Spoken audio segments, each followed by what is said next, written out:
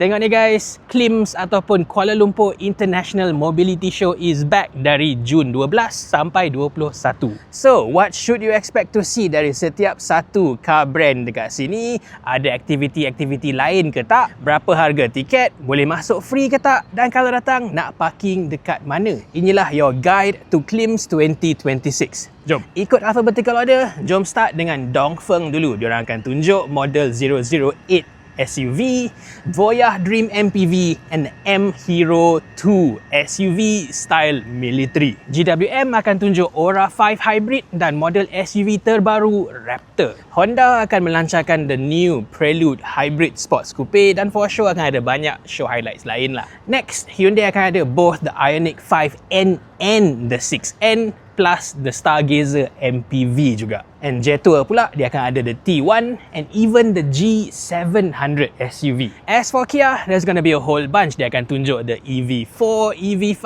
PV5 dan mungkin akan ada surprise petrol model juga. On to Mazda, the big news is dia akan tunjuk the next generation CX-5 plus the CX-60 3.3 litre inline 6. MG pula, dia akan ada the ZS Hybrid Plus baru and brand new to Malaysia, the IM6 EV. Seterusnya, Perodua, dan ini mungkin akan jadi booth paling menarik sekali di sini.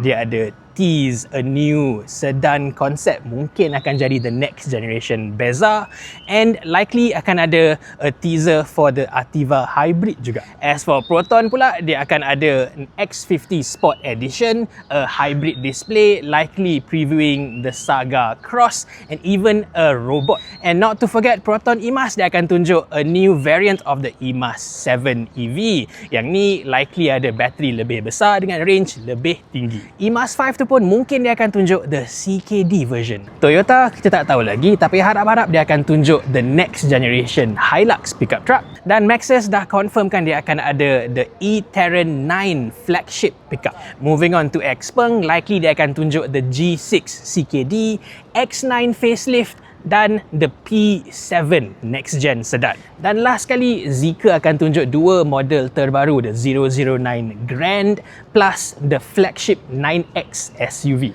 Beyond the cars, KLIMS kali ni akan ada an off-road park, mini concerts on weekends with local celebrities and even a Pokemon truck. Tak cukup lagi, dia akan ada modified car showcase and even local car club gatherings. So, kalau korang interested, boleh datang kat sini, MyTech Kuala Lumpur dari Jun 12 ke 21.